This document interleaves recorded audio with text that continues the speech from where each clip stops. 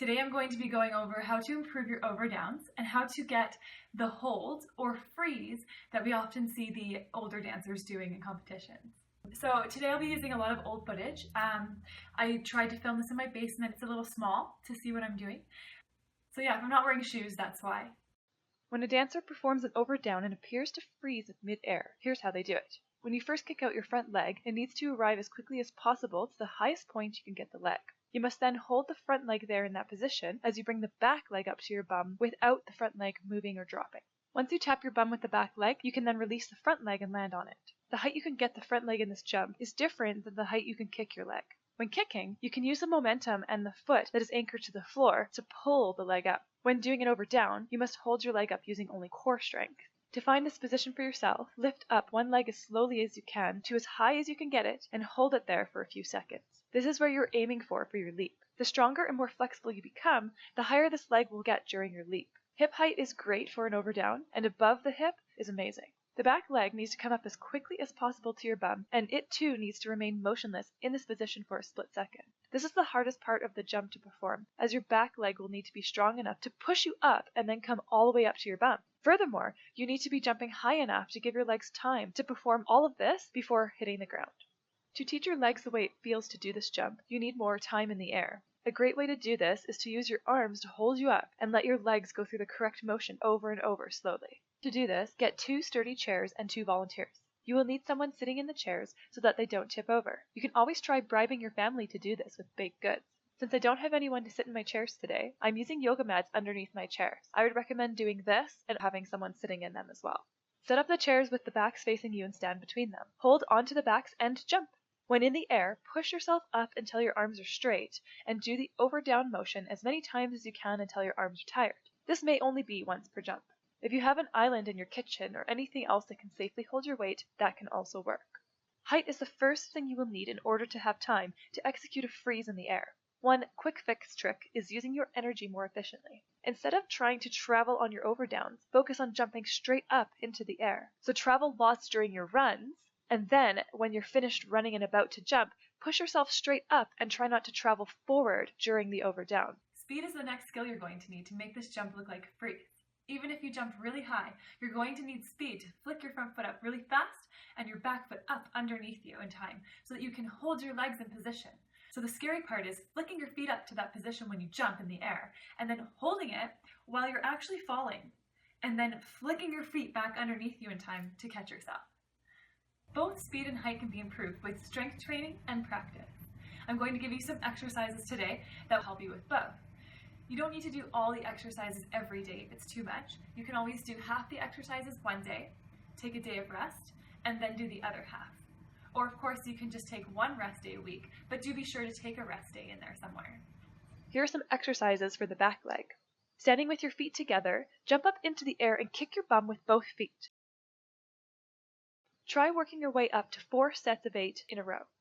If you own a TheraBand, you can tie 2 ends together so you get a circle. Step on one end of the band with your standing leg and loop the other end around the ankle or just hooked onto the heel of your working leg.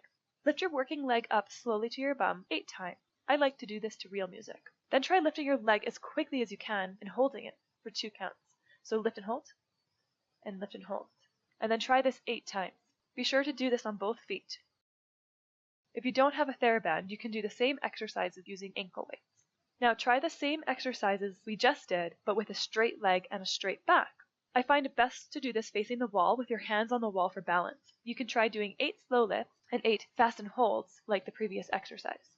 Try dancing an overdown, but instead of just tucking your back leg up and holding it there, try hitting your bum twice with your back leg before landing on the front leg.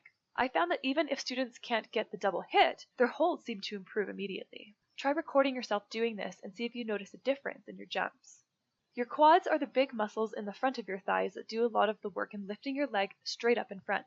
To strengthen these muscles, try sitting on the floor with one leg tucked under your bum and the other straight out in front of you like an overdown. Be sure to sit up straight. Lift your front leg as high as you can 16 times. Then do one final lift and hold for the count of 8. Be sure to keep your front leg straight and turned out and your foot pointed. Repeat this on the other leg. Try working your way up to 4 sets on each leg. You can make this exercise even harder by keeping both legs straight out on the floor in front of you. This really works your core and also your flexibility. If you would like to try the hardest exercise that my students do, you can try this one. We sit up tall, both legs straight in front of us, and lean forward very slightly and lift both legs at the same time. We usually do 16 lifts and then an 8-bar hold. To help improve your kicking speed of the front leg, try kicking your front leg up as fast as possible while standing. Hold it for a few counts and then lower it down. I tell my students to think of snapping the leg into this position. So snap it up, hold, and lower. Snap and hold, and lower. Be sure your knees are straight, your leg is turned out, and your foot is pointed. The height of this leg should come up to where you do your overdowns if you don't cheat by bending your back. After each of these exercises, don't forget to stretch the muscles you've been working on.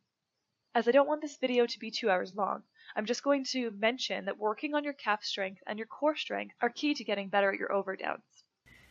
Flexibility also plays a large part in being able to get your leg up to the right height. So be sure to practice your splits every day. Although strength, flexibility, and muscle memory are key to getting your jump, there's no substitute for doing the leap itself.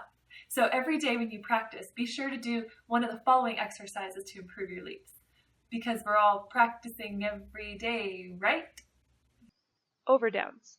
You can use any type of skips or runs to practice these. Try switching it up to keep it interesting. Birdies. Jumps that are almost like overdowns except that you land on your back leg instead of your front. If you think of doing a birdie in your mind when you do an overdown, it will help with your freezes. Birdies overdown combo drill. Alternate birdies with regular overdowns as you travel across the floor. So it would be something like 1, 2, 3, 4 over down and 1, 2, 3, 4 bird and down. And this exercise is one that my students all hate, but we always use this as a warm-up in class on our soft shoe nights. We perform these as 3 knee taps and then a leap, then straight onto the other side. So it does 1, 2, 3 leap, 1, 2, 3 leap. So you only land on your front leg and don't place the back leg on the floor. You do 1, 2, 3 leap, bring your back leg right up to your knee again, 1, 2, 3 and leap. So we would perform 16 bars of the 3 taps, and then we would switch to 2 taps and 1 over.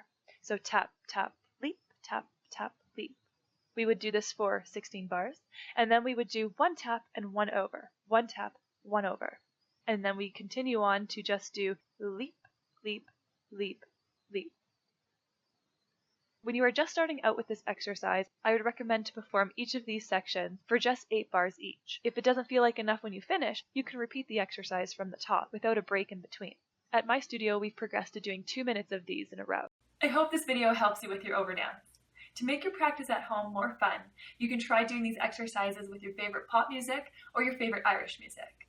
Something in 4/4 would work best. As usual, everyone, good luck and have fun!